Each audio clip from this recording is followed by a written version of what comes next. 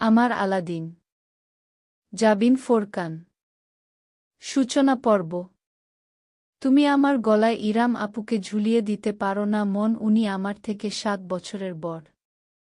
তার উপর ওনার একটা বাচ্চা আছে, বাচ্চা গডডেম আমি পারবো না ওনাকে বিয়ে করতে। গলার নিচে একদম চিৎকার চেঁচামেচি করবি না। পরিস্থিতির জটিলতা বোঝার চেষ্টা কর। কিছু বুঝতে চাই না আমি। কিচ্ছু না, ফর গডস সেক। এটা আমার জীবন, সরকারি খেলার মাঠ না। তুমি একজন প্রাপ্তবয়স্ক ছেলের সঙ্গে এভাবে জবরদস্তি করতে পারবে না। আমি কোনোদিন ইরাম আপুকে বিয়ে করব না। কোনোদিন না। আমার কথাটা একবার না না না এবং না না, never, never ever in my life. I will marry আর সিনিয়র উইমেন। বন্ধু দরজার ওপাশ থেকে ভেসে আসছে চিৎকার করে বলা কথাগুলো। কোনো রাগ ঢাক নেই, সবটাই দিনের আলোর মতো পরিষ্কার, প্রকাশ্য।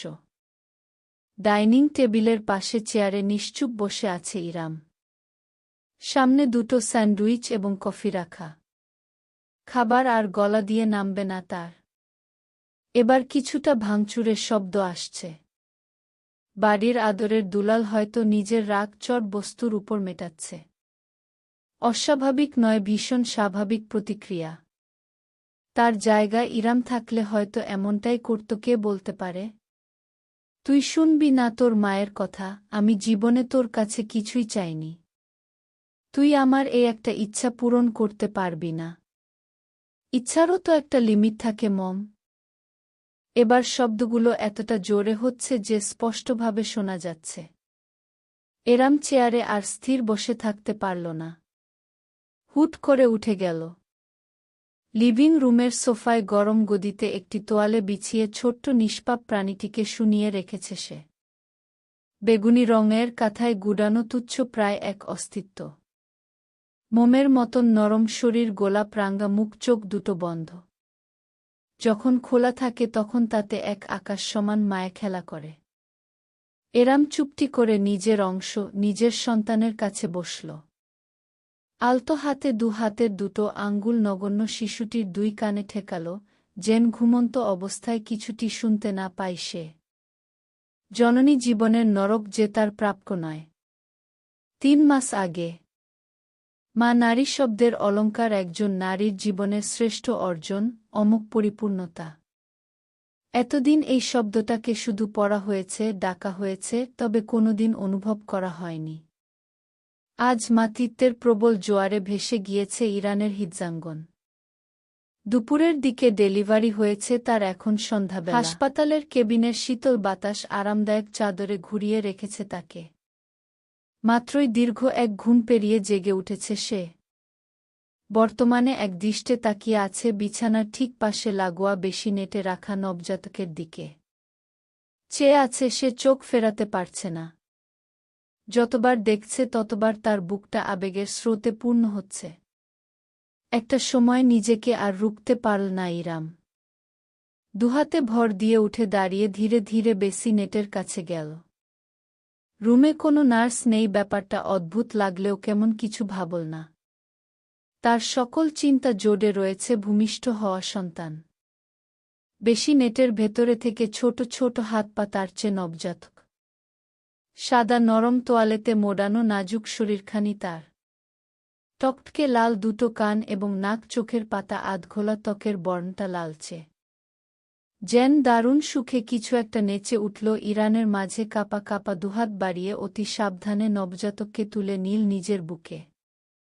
তার উষ্ণতা পেয়ে বিড়ালের মতন মৃদু একটা শব্দ করে শিশুটি শুধু চেয়ে রইল। ফিসফিস করে উঠল, আমার সোনা বাচ্চাটা, আমার মানিক, আমার কুপুচু আম্মু, তোমার আশায় কতকাল অপেক্ষার প্রহর গুনছে, অবশেষে আসার সময় হলো তোমার। হুম। দুহাতে হালকা শরীরটা তুলে ধরে তার কপালে চুমু এঁকে দিল ইরান। তার চোখ বেয়ে এক ফোঁটা অশ্রু গড়িয়ে পড়ল নবজাতকের গাল বরাবর। তাতে নিজের ছোট্ট হাতটা তুলে অস্বাভাবিকভাবে নাড়তে থাকল শিশুটি। না পারাতে মৃদু হাসল ইরাম। আমার দুষ্টু পাখিটা, আর কি নামে ডাকি বলতো তোমায়? একদম নিজের মুখের কাছে তুলে নবজাতকের কানে ঠোঁট লাগিয়ে এরাম ফিসফিস করল, ইয়ান আমারই ইয়ান সোনা আম্মুর লক্ষ্মী ছেলেটা। আহ উমম ইরাম হঠাৎ করেই নিজের জায়গা জমে গেল। গোংরানির শব্দ ভেসে আসছে কেবিনের ভেতর। এতক্ষণ যাবৎ হয়তো শোনা যায়নি কিংবা ছেলেকে নিয়ে ব্যস্ত থাকার দরুন এরাম মনোযোগ দেয়নি। গোংরানির শব্দটা এবারে তীব্রতর হয়েছে। ভীষণ অন্তরঙ্গ অশ্লীল ধরনের হাসপাতালের কেবিনের ভেতর। প্রথমটাই নিজেকে নিজের বিশ্বাস হল না ইরামের। দুপুরেই ডেলিভারি হল নরমাল ডেলিভারি। শরীরের ধকলের কারণে হয়তো কল্পনা করছে। আহ বেবি আস্তে প্লিজ। নবজাতক ইজানকে পুনরায় বেসিনেটে রাখতে গিয়ে দ্বিতীয় দফায় থমকাল ইরাম। ও কান খাড়া হয়ে রইল, তার না এবার কোনো ভুল নয়। সত্যি এমন সুখের আহাজারি ভেসে আসছে তার কানে।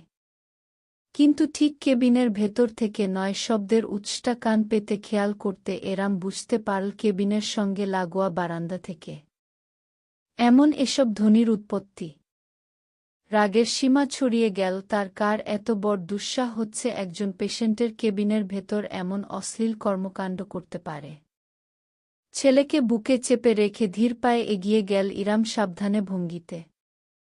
কেবিন থেকে বারান্দায় যাওয়ার দরজাটা ছাপানো ঠিক লাগানো নয়।